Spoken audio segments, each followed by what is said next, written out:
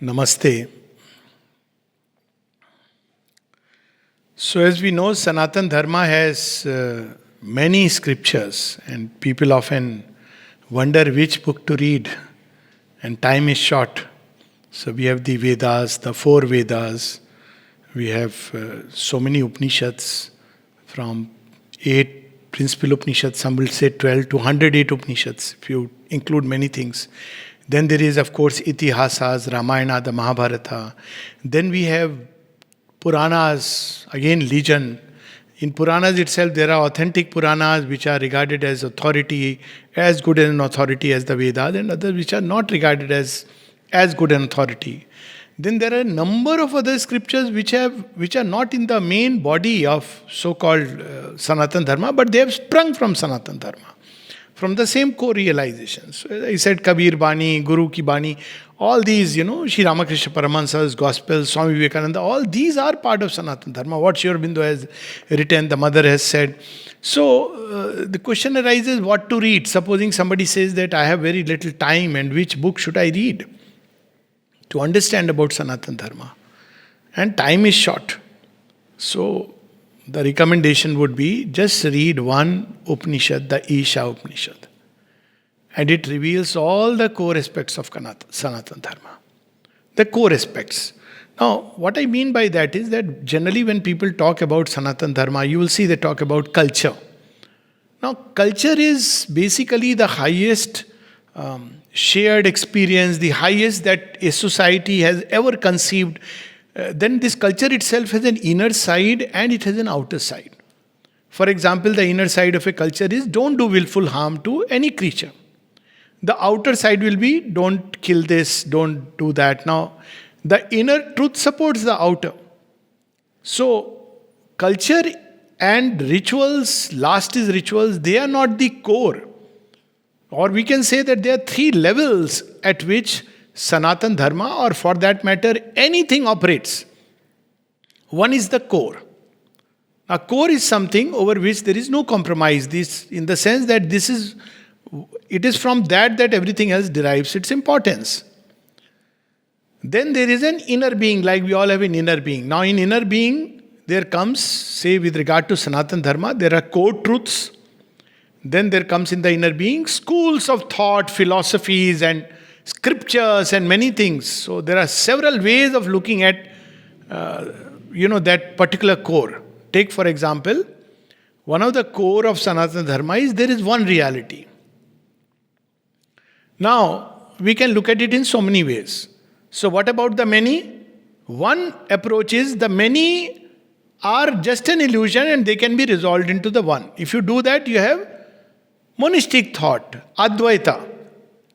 Or you say that the one and the many both are, because one is one line of experience, one kind of experience. The many are also experiences in our present state. So the another line of thought will be that one and the many are both, separate. Like the waves are separate and the ocean is separate. So when you do that, you have Dvaitavad. Same things you are, drawing conclusions from. Or you can say the one and the many are distinct, yet they are one. Like the waves are distinct, but each wave is ultimately the whole sea. So you have Visishtadvaita. Then you can look at the one from a passive side, ocean, vast. Or you can look at the ocean in terms of tremendous force and energy. So you have the passive side, the Brahman, which is silent, motionless, or you have the dynamic side. Both are ocean. In fact, they are together. You can't separate the force of the ocean from the being of the ocean. They are one. So the moment we can look at the same truth in different ways, and that creates the body of the inner being. Now, in an inner being, there will be different schools of thought, which is perfectly fine. There can be a compromise. Compromise, by that I mean there can be variations in that. There is only one reality, okay, one school of thought. There is one and the many, both distinct, Dvaitavad. There is another school of thought. It's perfectly fine. But the core is one. Now, but if we have a philosophy which looks at the core as a numerical one, now that's not what the experience is, that's not what the essence of one reality is. Because then immediately there are religions. Every religion in fact says Sabka Malik Ek. There's only one, no? That's what every religion. But what is this one? Is it a numerical one? Now if you put it as a numerical one, then you have missed the point. It is one in essence. Let's take an example. We are all wearing different dresses, isn't it? So, together, all these dresses will form the totality of dresses in this universe. Now, this is called numerical one. But there it means you can create a unity by adding up the multiplicity. But there is another aspect that it is one in a sense. So, all these dresses ultimately come from fabric or cloth or thread, whatever you want to put it. This is just an example now. We shouldn't do balki, khalki, thread is silk and cotton. I'm trying to convey a point. Okay, so then this one is one in essence and not one as a number. It's not a numerical one. This is first important. Now, when we have one in essence, then we have the basis of brotherhood. But if we have a numerical one, then we have exclusivity. Then it is my one or your one. Because take another example. In different languages, you write one differently. Some places it is written like this in Hindi. In English, it is written like this. Somewhere else, I don't know. I mean, it's written in different ways. Or you can write alphabetically, any one. Does it change the truth? No, it doesn't change the truth. Because the essence you know is that one. Doesn't matter how you are writing. But if you are keen on only the external aspect, then you miss the truth. Then you say, no, it has to be written like this. So there is it's not a numerical one, but the essence, that essence of one from which oneness comes, that's what is that reality. This one aspect of it. Then as I said, you can look at it differently. But when we look at it differently, then one can say, okay, then everything is permissible. No. You can look at it differently, but provided you are keeping to the law of truth, the basic principles. So from that one emerge certain principles, and these principles, which are cosmic laws or eternal laws, unalterable laws, they are called as dharma. So dharma is not immediately vijambo, dharma means do this, don't do this. Dharma is about certain eternal laws. Let's take an example. So if I say now that I am separate and the one is separate.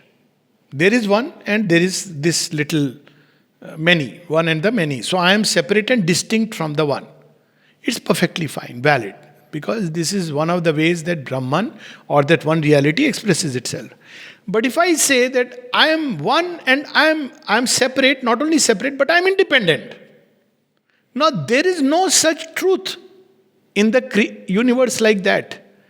Even science would tell us today there is interconnectedness. Now the moment I forget that my separateness, my distinction is there, but it cannot be by cancelling that unity. It has to be on the basis of that unity. Now when I forget the unity and only remember this separate self, then I am not according to the dharma, aligned to the dharma. So dharma is the unfolding of the one in countless ways. So dharma in Indian thought, so you see Sanatan is the stable basis, the eternal. It is immutable. You go behind movement, ultimately you hit a bedrock on which the entire dance of nature is taking place. And in this movement itself, there are movement within movement within movement, jagatyam jagat. And each movement is a universe in its own right. Let's take an atom. So in atom, you have electron. Now, is electron only confined to this atom? It is in several objects you will see the same thing. So it is, each individual motion is a world in itself, thought. I may have an illusion of thinking my thought. But is there my thought? Or thought is something universal. It's a world of thought. What I do is I take out a section from this cosmic thought world, and I call it my thought. This is the ego. But we can be freed from it and live in the vaster cosmic consciousness. And thoughts can come from countless sources.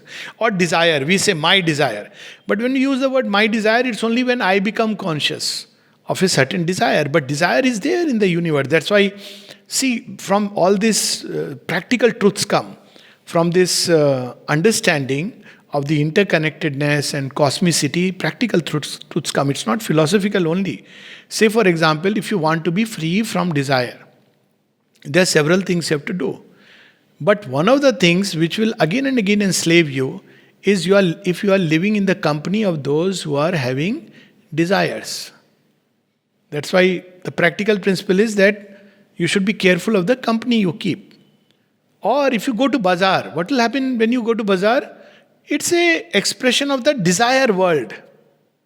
A market is built around desire. You see, many of the cities, how did cities develop? They didn't develop organically like the villages. Villages' life developed organically. People came together, there was some water source, either a river or wells or whatever, and village life sprang up. But unlike the village, city life has come artificially. Now, city life came because of desired self. MNCs, markets, multiplexes, because it's centered around desire. So the moment you go to city life, or in a bazaar, you are attacked, invaded by the desire in it. Because desires are everywhere. It's a world in itself. It's not just my desire. It's a desire world. And so on with higher things. So you tend to become like the company you keep. Now these are, and many other practical implications derived from these truths. But behind everything you go, you will hit the bedrock of one. So where is desire coming from? If you go behind desire, see, this is important in both philosophy and practice. So philosophically, this has been a big challenge. So there is a line of thought which says the one became many out of desire. He had a desire. That is how one of the writings from the Vedas is interpreted. Kameham. He desired, because the word kama confuses. But if the one had a desire, then we are mere mortals outwardly. So there is some misunderstanding of this word. Now, if we go into the depth of desire, you will discover that desire springs because of a sense of limitation and inadequacy. You want other things because you think this is separate, that is separate. I have a car, but my neighbor has a better car. You know that old time advertisement used to come. Teri sadi, meri sadi se zyada safed kaise? How come your dress is more white than mine? Now, why is this born? Now we have gone one step behind desire. Why this is born? This is born because of the ignorance of separativeness. That's what I was saying, that if you say I am separate minus that unity, then this is avidya. Not only avidya, it is the cause of evil. Avidya is still okay, but it's the cause of evil. That I am separate, the other person is separate. So, what other person is enjoying, I must also enjoy. And if I am not enjoying, then what happens? I grow jealous. So, you see, all these movements spring from this basic. So, behind desire, we have seen it is ignorance and ego. Now, behind ignorance and ego, if you go, you see what is the ego trying to. It is a mistranslation of a truth, the truth of one. There is one reality. Now I think that's me in my ego formation. And because I am ignorant, in that one reality, the many are there. The whole creation is part of that. But because I don't know that truth, and still behind me there is the oneness, I want to recreate that oneness by grabbing, possessing, acquiring, snatching, looting, plundering, buying, whatever way you want to put it. Honest means, dishonest means. They're all the same, with some differences here and there. Okay, but the truth is that desire is born out of, it's a mistranslation of a fundamental truth. What is that fundamental truth? It is the delight of oneness, and multiplicity becomes a delight of the many. So by multiplying, he multiplied the delight, increased the delight. Now this is mistranslates into desire. Now what is its practical implication? Very interesting. So as I said, Isha Upanishad, one book is enough to give all the truths of Sanatana Dharma. The very first sloka, it starts with Isha Vasyam Idam Sarvam Yat Kincha Jagatyam Jagat Tena Tyaktena Bhunjita Magrida Kasya Svidhanam. So this idea, this house is mine, this my brother, my sister, my family, this is ignorance. If we live with that, we will have a limited joy, but always we will feel frustrated because we are seeking that delight. So how we will seek it? By multiplying, creating an empire. Joint family, then becoming a king and having subjects, all these things, because this is the ignorant way of doing it. But what is the correct way? Tene tyaktena bhunjita. If you renounce the desired self, then you enter into a delight which is self existent. So it is a practical implication. Ultimately, you want to have joy by possessing something. The beauty is if you renounce it, then you always had it. But not in the way the ignorance demands it. Wants it exclusively because it doesn't exist. If you try it, you will fail. Because there is nothing which is exclusively meant for you. It is meant for Isha Vasyam Idam Sarvam. It is with you. It will go away from you tomorrow. Even if you hold it till your death, after the last breath, it will go away. Why? Because it never belonged to you. See, so from all these truths, there are many practical implications. If you want to hold this something exclusively as mine, you will feel frustrated. Even though you hold it, it is so precarious. So the principle is tene taktene bhunjita. From there comes a practical aspect. Maagrita kasya suddhanam. Why you want to covet somebody else's possession? So you see, there are these three distinct aspects. There is the core truth. Core truth is in this particular sloka, if we take Isha Vasyam Idam Sarvam. There is one Lord, and all these are for His habitation. Now, this is different from the one which is numerical one of many. This one Lord is the one in essence. He inhabits all bodies, all beings, including Krishna is not only in Hindus, Krishna is also in the Mohammedan, Krishna is also in the evildoer, even in the wrongdoer. Krishna is everywhere. Now this is interesting because Krishna is not just a numerical Krishna. He can multiply himself infinitely because he is not a numeral. Okay, so this is how one has to look at it. Then the whole vision changes. So Isha Vasyam Idam Sarvam is the core. Then out of that core, Yat Kincha Jagatyam Jagat. So what is the Jagatyam Jagat? It is meant to create habitations for the one. That is Dharma. So, dharma also comes from there, tena taktena bhunjita. There is a practical aspect of this dharma. By renouncing, you will get delight. And this is the outward aspect. Magridha kasya suddhanam. So, there is the inner, the core truth, then there is the inner body which is changing. Different ways it can be expressed. And this is the outer do's and don'ts.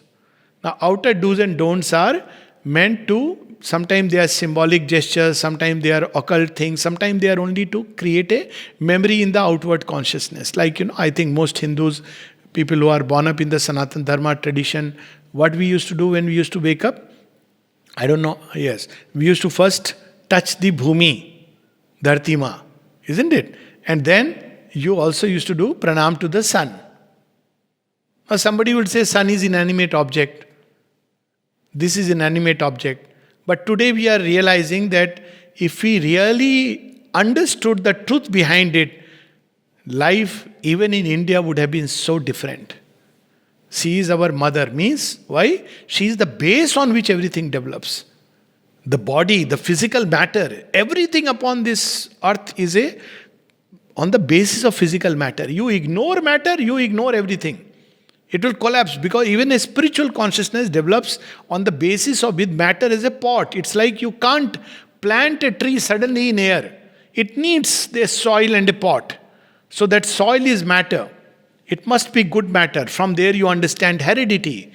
From there are practical truths. Thoughts of parents while conceiving a child are important because you're not just, you're putting that into matter. It's part of that soil. So this matter is important. Dhartimas. But outward act is Dhartima. Then outward act is sun. This is one truth. But there is another truth. Other pole of existence. Without the sun, earth doesn't exist. Without the sun, earth can't be nourished. Without the sun, there will be no change of seasons. Without the sun, there will be no progress. Without the sun, everything will be plunged in darkness, chaos, and eventually disintegrate. So simultaneously, we are remembering both poles of existence. Isn't it wonderful? But if you don't understand, now when you understand the principle, there is no need to do this mechanically. Now you have understood the principle.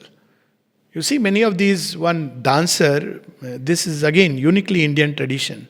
You see, people often say that Indian Idol is a copy of American Idol. and a bad copy. But there is something which is missing in American Idol, which you will find in Indian Idol or an Indian dance show. Have you seen it?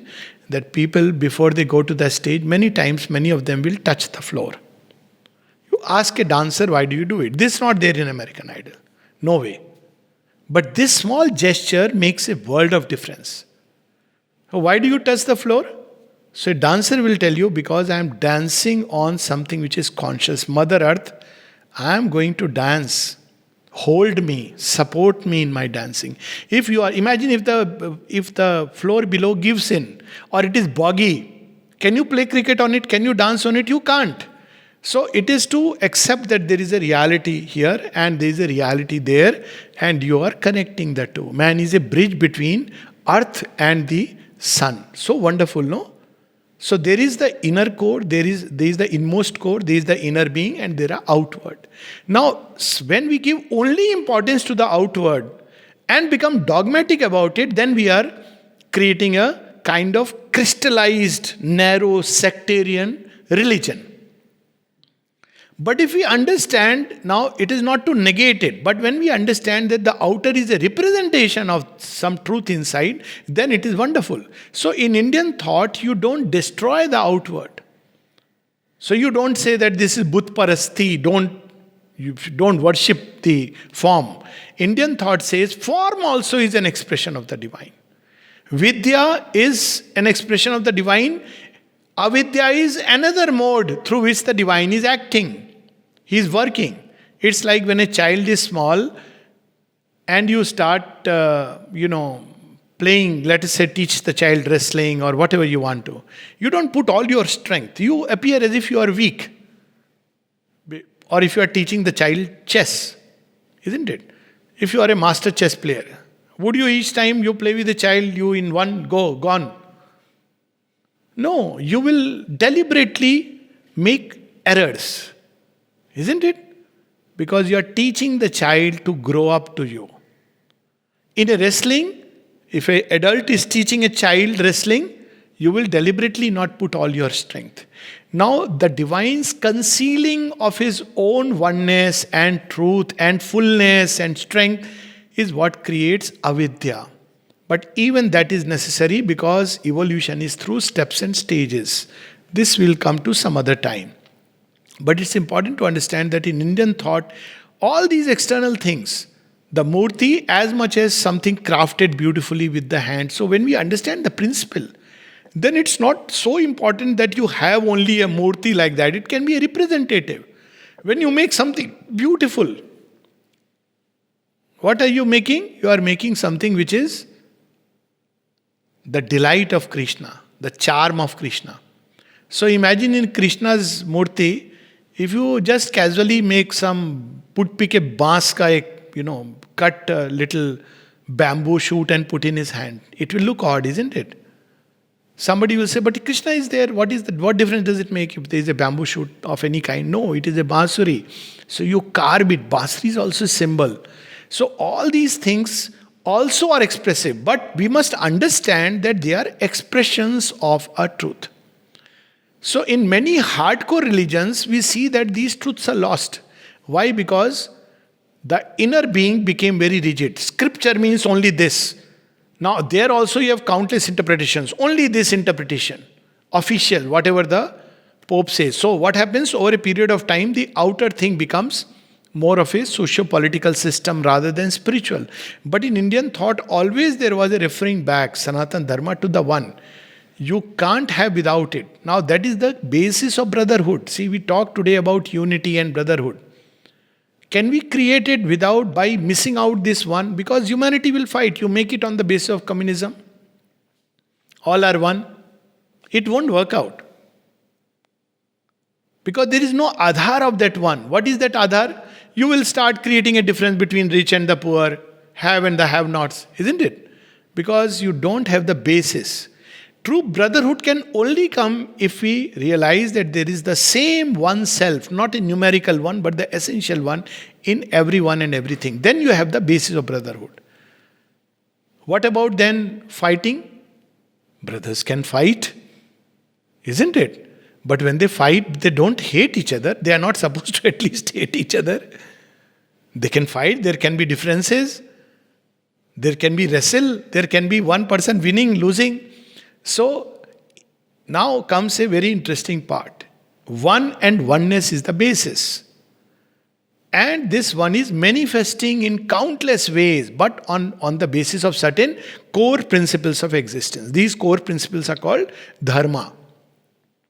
Meaning thereby for each person, each group, each stage of evolution, there is a dharma. Like, I'll tell you one common proverb we used to read as a child.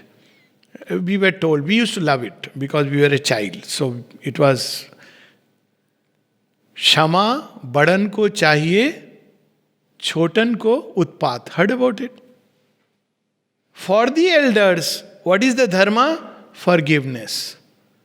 What is the dharma for the children? Naughtiness.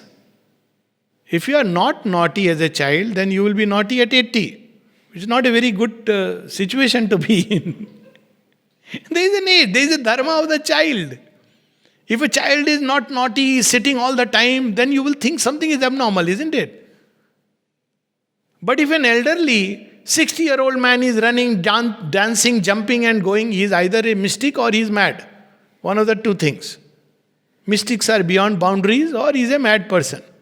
So dharma is about in the unfolding. That's why you have the 4 varnashramas, 4 purusharthas, stages of life. So dharma changes.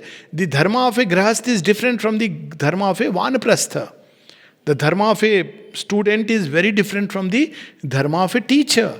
Dharma of a vaidya, dharma of an engineer. All these are various. So there is swadharma, there is which also changes from person to person. So dharma is not something fixed and rigid. It is the law of unfolding of the one, immutable, in mutable terms, into many, into the changing appearances. So you have to understand dharma in that way. And dharma is everywhere. So even the earth moves according to a certain dharma. If you change it, you will create chaos. Let's take an example. Now, in nature, the dharma is that electron, proton come together to create atoms, isn't it? So, what is the direction of the unfolding of dharma? By fusion of things. Now, if you disintegrate an atom, either to probe what is inside it or to get that energy, nuclear fission, what you are doing, it is basically a kind of adharma. You are going retrogression to nature. But you can create another way of energies through fusion. So one is division, the other is unity. So you see, you will read that Asuras, you'll see in many of these Puranas, Asuras had this power, that power, all kinds of energy they had. But they will also have their own set of energies. So what is the Asuric energy? It is like nuclear fission. That's an energy which is devastating. Even nuclear fusion, it's a more powerful thing. Devastating. But it is more on principles of unity. So you have a simple thing like that and you have dharma and adharma. So adharma is all that is contrary to the unfolding of this truth. It is not a moral principle or law, dogmatic law, all must do this, otherwise, somebody will chop your hands or chop your head or whatever it is. It is not based on that. It is about the unfolding of truth in a certain way. Take an example. Did Buddha do dharma or adharma when he walked away from his home? Morally, you would say he was wrong. Isn't it? Legally, possibly he was wrong. He was not supposed to do it. Contract. But spiritually, he is right. See, the same problem comes with Arjuna. Should I fight? Should I not fight? Both are right. Both can be justified. Morally, as a Kshatriya, he is supposed to fight. Any rightful war, he is to fight. So this is dharma. But there is another kind of morality that they are my own kith and kin. How can I fight them? This is the dilemma of Arjuna. So there can be two different levels. So there is a higher dharma that Sri Krishna brings forward. That it's not about you and them. Whenever you are confused about you and them, and I'll give another practical example. What you have to take into consideration? the unfolding of the truth, which is called as divine will. So often, this famous example of Mirabai, that should I follow my husband's way because they were Shaktas, or my way, which is Krishna? When I follow my way, I am thrown out of the palace. Then Tulsidas replies, who understand dharma so beautifully. Tulsidas, all Ramayana is about dharma, but people misinterpret it. Oh, Ramayana is about, every child should obey the parents. Well, Rama himself, Sita did not. Vibhishna did not follow his brother, and Lord Rama gave him Sharan. Dharma has nothing to do with these outer things. Outer things derive from dharma, not the other way around. So, Tulsidas wrote back to Mira, Jake priyana Ram Vaidehi, so chhadiye koti bairi sam, jaddapi param sanehi. Now here Rama is not just a physical, a particular God, but there is nothing greater than the divine. You have your unique approach to the divine. This is your freedom. Nobody has a right to say that you are an infidel or you are following a wrong path. You are following dharma in following Krishna. They are following their dharma by following the Shakti Puja. And if somebody tries to stop you from that, it is adharma. And therefore, you have every right to abandon them. You will not incur anything wrong. And then he gives examples from the scriptures. What are the examples? Bali Guru Tyajo. Bali's Guru is Shukracharya. Shukracharya is the Guru of the Asuras. He told Bali, look here, this Vamana is actually Vishnu. He has come to cheat you. Be careful. You are going to say, give him whatever he has asked for.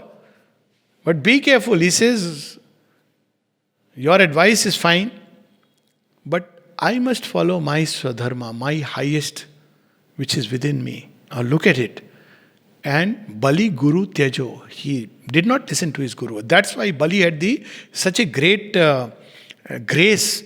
Lord Vishnu tells him that wherever you are, I will protect you. And he goes with him. People only think, oh, he went to Patal. But Bali is one wonderful story of conversion of the Asura. That he completely, gives himself entirely, his ego and everything, his kingdom and all else. And he has a realization that nothing really belonged to me. It anyways belonged to Vishnu. And then he goes into, his ego is destroyed. And then Lord says that since you have followed this highest dharma, therefore, I will protect your kingdom wherever you are. And that's why in that lineage you have Prahlad and all these people. So it was not about Daityas are all bad people and Devas are, it's not like that the way we understand. So Bali Guru Tejo, Vibhishan Bandhu, Bharat Mahatari. Vibhishan left his brother and Bharat left his mother. For why? What sake? For dharma. Bharat should have been in the palace, looked after his mother, but it's not out of revenge or anger. That's a mistranslation. Because the kingdom belongs to Rama. He can't be unjustly occupying it.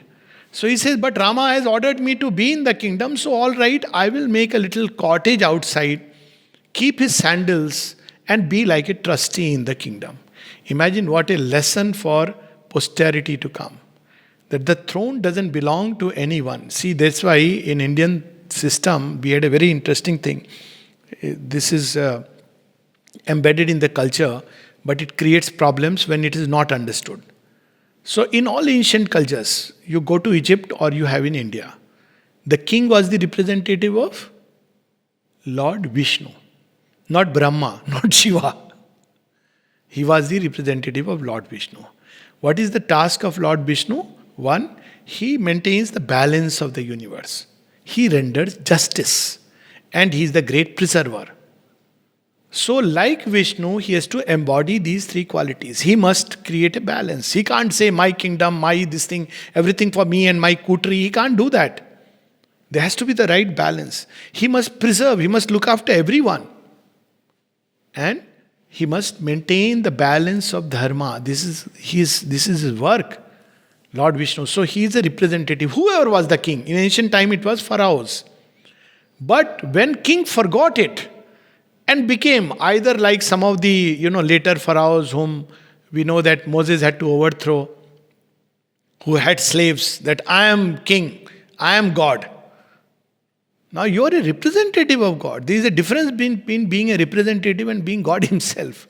Or in Indian thought, you see that when Dhananand and kings of the Nanda dynasty, not all were bad, but later on, this, especially Dhananand, he forgot. He said, I am the king, I am a representative of God.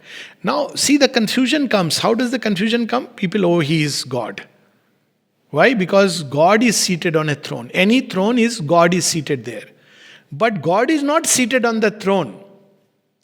God has put you there as a representative. If you behave or you follow the principles of that truth, it's fine. Otherwise, your throne can be overthrown. So you see the difference between the action and... So everything in this creation is a representative of that truth.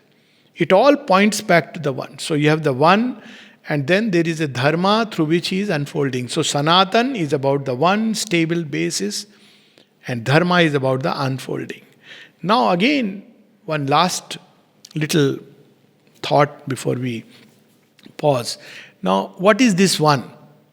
So a religion will say, yes, everybody says there is one. What is meant by one in Indian thought? You have in the Isha Upanishad. So, that one is in everyone. Everything is in that one. And everything is that one. Yasmin sarvani bhutani. Yastu sarvani bhutani. You see this soul. Yasmin sarvani bhutani atmayeva bhut vijanata. Yastu sarvani bhutani atmannevanupashyate. See the difference. What a powerful thing. So I may say, yes, I also believe that there is one. But the moment I say that one is only for an exclusive group of elite club, and we can have that tendency everywhere. We can have a mother of Sri Aurobindo Ashram. There's only one place where mother has signed it as mother of Sri Aurobindo Ashram, by the way. The legal document she has to sign like that. But she kept reminding, I am the mother, I am the universal mother. But the moment we limit her, then we have a problem. Similarly, there are religions. Much worse things have happened. How? Brotherhood of Muslims. Finished. It's falsehood. It's no more brotherhood, it's falsehood. Brotherhood of Christians. Inquisitions come in. Falsehood. You can't have on that basis. Because then you have created a one who is only for some people and not for others. It is a logical impossibility. If there is a source, it will be in each atom of existence. So the one is in every creature. This is the fundamental truth. Not only in this or that. In Sanatan Dharma, it is inbuilt. That's why it's easy. Now things are different. Otherwise, for a Sanatan Dharma person, he could go anywhere. He could walk into a mosque and not feel that I have done something wrong. He could go to a church. I have gone and seen. It's wonderful. You can go inside a mosque and appreciate whatever you want to appreciate. But it's very difficult for somebody else to, because your one is a very limited one. So there is one, but the one is in each and every element of creation. Second is, all things are in that one, within that one. Which means, the creation is not really divorced. He is all the time enveloping it. And whichever way you go, you will hit him. You will meet him. You will wrestle with him or embrace him. This whichever way, because he is surrounding. And the one has become the many. The being is becoming. So every object becomes an object of worship, which some people think is animism, that in Hindus they worship everything. Of course you must worship. If you don't worship everything, then it's something is wrong. That means you have disconnected God from His creation. Isn't everything an expression of God? But it should not be limited only for few things. Everything. See, in typical Sanatan Dharma, we had, on our journey to Nainital, I remember this joke. Some of us were going, so a lot of little temples on the way, you would remember. And the driver, every time, after some time, do a ton. He had a little ghanti inside in the jeep. So we asked, Bhaiya, kya kar rahe ho? What are you doing? He said, because I'm crossing a temple. Now, he has made a shortcut. He doesn't have to get down and actually do the ghanti. Reminder, I am passing by. He doesn't even know. I asked a couple of times, kiska mandir hai? It's not important. He's trying to figure out. But it's a place of God. So he is doing this ton. Then even mountains. There are mountains which have deities, each mountain. Khardungla, it's a deity. There is actually a mandir, a temple to that. Rivers, they are all worshipped in different ways. Even Shila Khand is worshipped. The rock is worshipped. Everything is worshipped. Why? Because everything is an extension, an expression of the One. And the day we understand this true reality in this way, there will be no more fight. There will be brotherhood, not only brotherhood of humanity, because that is also an ignorance. We all human beings are one. So we have a right to kill the creatures of the sea and of the land for ourselves. And if we kill all of them, we still want to fight as human beings, so we'll create some aliens coming from space whom we must fight. That one dwells in all creatures. Therefore, even when you are, for whatever reasons, dealing either with vegetables or animals, you deal with compassion even when you are killing. You see, this tendency comes from nowadays, this debate is going on, halal meat and jhatka meat, the difference. So halal is when you cut it slowly over 6 to 8 hours, bleed the animal. It bleeds. It's a very painful, agonizing death. Jhatka is what is done in the Shakt worship. You pick up an axe and offer the goat to God. So in one stroke. So there is less pain. There is practically no pain. Yes, there is the energy which is released, so you put a God in between. It's not the highest truth, but understand the difference. So it is like you are consecrating it. Okay, that energy is diverted. To whom? To Kali. Because she is the one who, all these dark energies and all, she will absorb in herself. So the principle comes from there. But when you do a slow chopping, and strangely that all the so-called compassionate people in the world don't speak against it. It's stark animal cruelty. It has nothing to do with religion. When you are slowly over 6 to 8 hours cutting the neck and bleeding the creature to death, and the creature is actually bleeding because it's still alive. And that meat is being favored because it is sanctioned by a certain religion. It has nothing to do with, forget about economics and all that. The point is it's cruelty. There is no compassion in it. So this is an example to show that how even in most trivial mundane act, it's not mundane and trivial at one level, can be done with a state of compassion or can be done in a cruel state. You see, there were great warriors. You have Mahabharata and all this. But see how Genghis Khan used to kill? He would often, because there would be lack of water, he would cut the horse's neck vein. He would drink blood and then, pinch it and go on the horse. And just to make his enjoyment, what was the enjoyment? Like some people enjoy a horror movie. So what was his way of enjoyment? He will dig a big trap, put a big trap, and the elephant will unwittingly fall into it. And he will shout and scream. That scream and shout of the elephant was for him joy. Now you see why it is a dharma? Because you are violating the fundamental principle of oneness. You can eat the creature. It's not about eating meat or not eating meat. But when you do it in this state of consciousness, then you are doing adharma. And therefore, to eliminate a man like Genghis Khan, who is the cause of so much damage, but without hatred, knowing fully well that it is a body which is being misused, the God within would be unhappy to use a human expression, because it is in darkened bodies, misused bodies. So you are liberating. That's why when Shri Krishna kills, people often say, oh, Krishna killed. But Krishna's killing is compassion. Why? Because it's not called Vadha. If you read all the scriptures, what is written in Bhagavad when Krishna kills? Uddhar. So who is liberated? Not Kansa, the body, but his soul, which was struggling inside a darkened body. Because the soul wants to go towards beauty, and here is a consciousness which is pulling it down, pulling it down, pulling it down. So he says, okay, fine, you take another body and come. So you see the same action. So dharma and adharma is not about an outer action, it's about the inner state, the inner truth. This is inbuilt in Sanatana Dharma, incidentally. Most people don't even know about it. As I said in this debate, all this is going on, it's done at a very superficial level.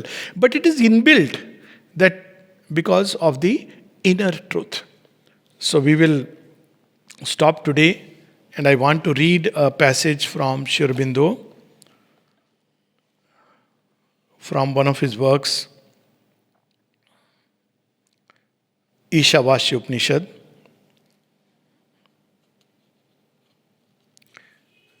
Which brings out this truth. We'll read many such passages. I thought that we'll read something from Sri Aurobindo as the base of Sanatana Dharma. And the best book, it spontaneously came today. When, I was just sitting quietly around 3 o'clock, and why don't we read this? So we'll read this as a base. Because as I said, in the Isha Upanishad, everything is there, which is the essence of Sanatana Dharma.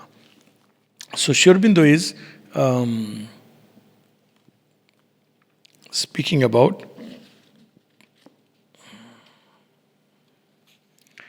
the page which is open, let me read that. It's about this particular sloka.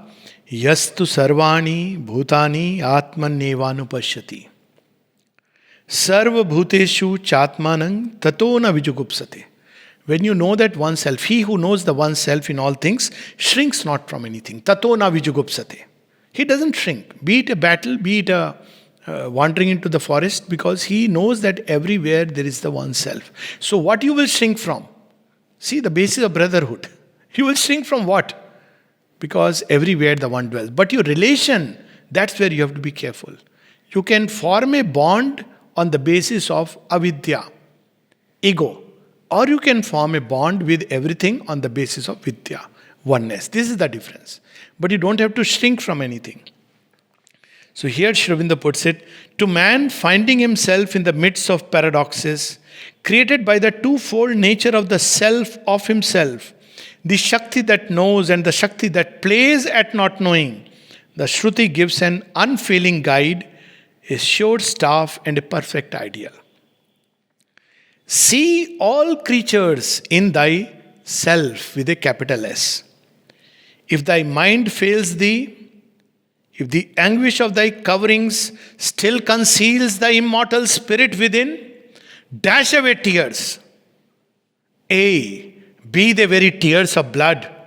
Wipe them from thy eye and look out on the universe. There is thyself. That is Brahman. Thyself, the true self, not this bodily self. If you can't see it, dash these tears of blood. You are crying, weeping, and all kinds of reactions because of ignorance. Remove them away and see that oneself. There is thyself, that is Brahman, and all these things thyself, thy joy, thy sorrow, thy friends and enemies are in him. Tatra ko moha ka shoka. Where will he be deluded? How shall he have grief who sees oneness everywhere? Ekatvam anupashyate. Yes, all, wife, children, friends, enemies, joy, sorrow, victory, defeat, beauty and ugliness, animation and inanimation, all these are but moods of the one consciousness. And that consciousness is our own. So we are playing, you play it. As I said, see the difference. You play a game with a child. What happens when the child loses? Or is losing? We used to have in our, bandus kar dena. He will pick up the game and throw it away. Done that, no, sometimes? This is avidya. What when the parent loses? Happy. Why? This is vidya. Who is this child? My own extension. Parent is most happy when the child goes beyond the parent. This is vidya. Now this is the difference. But when we are in avidya, separate. Oh, I am going to lose. Let me spoil the game. Destroy the game. See, this is what at some point in Mahabharata war, Duryodhana started doing. When they killed Abhimanyu, when they could have won the battle on the basis of dharma, but they resorted to a dharma at some point. And this was the final seal of victory of Krishna. Because the moment you resort to a dharma, you cannot win. Be it Hitler or Ravana or anybody. It's a truth of the highest order. You can't win on the basis of a dharma. You may temporarily win something. It's one thing. Temporary victories and defeats don't. But ultimately, satyame vijayate nanritam. Satyena panthavitato devyana. So all this comes from this. They are all nothing else but myself. So they are moods. So you may have a mood of battle. Why not? But even battle is a play, a game. One wins, one loses. Like a play, you have football match. They don't come to scuffles after the match is over. Okay, we'll have another day, another match. I'll be more prepared. You don't start hating, that brings in another dimension, that spoils. If you come to think of it, you have no friends or enemies, no joys or sorrows, but of your own making. It's the way we look at it. This is the one self playing with all. Here comes the story of Krishna, that Barbaric whose head has become immortal. So, at the end of the great war, all the heroes and warriors are saying, I am the victor, I am the winner, I am the winner. Arjuna, how many you would have killed? So many. Oh, you didn't kill. Shikhandi will say, I am the one who killed Bhishma, the real man. Or Drishtumin will say, I eliminated Dronacharya. Then Bhima says, but Duryodhana and all the brothers, I am the one who killed. So Arjuna says, I killed only Karna, that too, with, with the help of Lord. But Arjuna got the Gita. So they all are quarreling for the medal. So Krishna says, why don't you ask Barbaric? He knows. So they go and ask Barbaric. Barbaric, who is the greatest fighter of us all? And the head laughs. Man, why are you laughing? We are also happy we have won the war. But why are you laughing? He's saying, I am laughing at your ignorance. What do you mean at our ignorance? Tell us the real count. He says, I saw Krishna this side and I saw Krishna that side. I saw only Krishna. How am I to say whether Arjuna or Bhima or Dronacharya? But Krishna was inactive on the battlefield, apparently. He was like a counselor and mentor. Now look at this image. The stable basis of all creation. Shri Krishna is on Pandava side, is destined to victory. He is the stable basis. Because Pandavas are holding on to him, they are holding on to Dharma. They are listening to his counsel. Whereas on the other side is the counsel of Shakuni, which is based on a Dharma, selfishness, promptings of the ego. So that is how Dharma and Adharma comes. But on the basis of the one. So Shri Krishna tells him, don't hate them, because if you hate them, you are hating yourself, you are hating me, who dwells in them. That's why the Gita says, you bring this state into yourself, Arjuna. You should not hate. You are fighting a battle, it's all right. You are given this task, do it. There are so many beautiful stories in the battlefield when soldiers of enemy camps, rival camps met and they realized that, we should help each other rather than kill each other. Not in the heat of the moment, but when, everybody had gone. So, in a sense, it should not be done with that state, but only because it's the need of the dharma in the unfolding of time. It is a ultimate exigency, not that it should be a way of life, that I will kill everybody who doesn't believe what I believe in it. That is obviously the gross adharma. Scientists tell you that it is by the will to adapt itself in a particular way to its surroundings, one species differentiates itself from another. This is the difference. So you have creatures of the land, you have creatures of the sea, in the sea itself in countless ways. That is but one application of an universal principle. The will with the capital W, the will is the root of all things. This will is dharma. This will is unfolding. And Maya itself is an instrument of that. So this will is Shakti. You will to have wife and children, friends and enemies, and they arise. What a beautiful, profound psychological insight. You wanted to have a wife, you have a wife but not a friend. Now what do? You want to have a friend, you have a friend, not a wife. Or a husband. Whatever. But you can have a wife as a friend and a friend as a wife. So you decide what you want. So we want a relation to be like this, and with that relation comes all the mindsets which are associated with it, and therefore it arises. So our own thoughts, beliefs create this world. In a certain measure, we contribute to it. You will to be sick and sorry, and sickness and sorrow seize you. Somebody was just asking, if I say that I don't want corona, will I be safe? I said, but on other side you are doing corona job. I don't want corona means you are afraid inside of corona. Like people are doing corona, go, go. You have given it a reality. By saying corona, go, you have made it real. What should be done instead? Live in the consciousness of the one, like Prahlad. Prahlad had no enemies. Even Hiranyakashipu, his father comes, he says, you are my father, but I won't accept adharma. I won't accept untruth from you.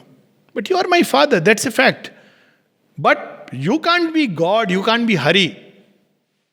Corona is corona, whatever it is. The divine is ultimate, divine is one, he is the ultimate truth. So when we live with that consciousness, then we are safe. But if we try to, I am afraid of death, I don't want to die, God please save me from dying. I may be saved, but also I am attracting death. It is hearing, somebody is doing my japa. So this I don't want is not the way, but what I want, that we should focus upon. What I want is the eternal, the one, the true. Then there is no problem.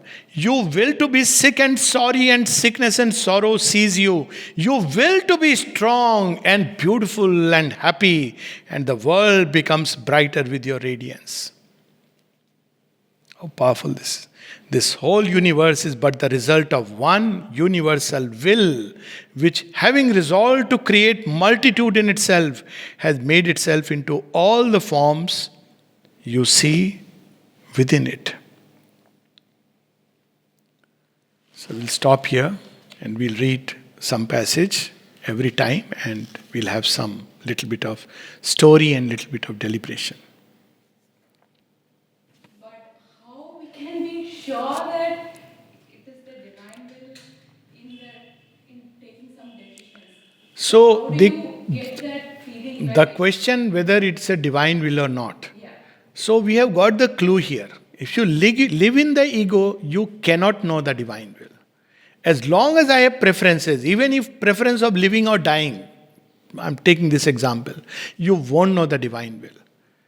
The ego self veils. It is like the smoke screen in front. You can't see truth. That's why you see when people are angry, they fight. Later on when they are quieter, they say, oh, I lost a friend. Isn't it? So when we are driven by the ego system, which is an inferior system, we will not know the divine will. To upgrade our software to the divine will, we have to get free from the ego and ignorance, with it the ignorance. Meaning thereby, tena tyaktena bhunjita. By renouncing the ego self and its relation with the world, which is always keeps ourselves at the center of the universe. Even God should do everything according to me, what I desire. By renouncing that mode of working, I will recognize the divine will in creation. So the first task should be to get rid of ego self and the desired self. How do I do it practically? By practicing samatha. Shitoshna sukh dukheshu hani labho jaya jayo. All levels. In cold and hot. Shitoshna. Sukh dukheshu. In happiness and suffering. Hani labho. In loss and gain. Jaya Jayo, in victory and defeat. We should remain equal. Guru Nanak puts it another way. How do you know the oneself? He says, Astuti Ninda Dou Tyagi or Man Apmana. If you are fond of praise, you can't get rid of one and keep the other. If you are fond of praise, you will be hurt by criticism. So equality is the path to start with. Then, of course, renunciation of ego is the next logical step. But if one practices equanimity, it becomes very easy.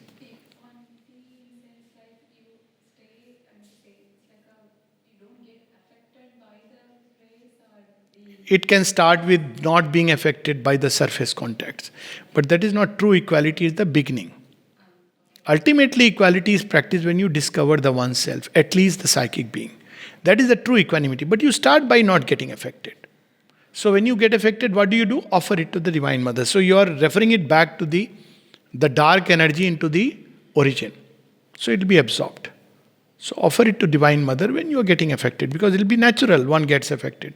But if you keep offering it with a will is important. If you don't have the will to change, then you will 100 times, 1,000 times this will happen. But with a will to grow into the consciousness of the One, then after a while it will stop affecting you. Okay, Namaste.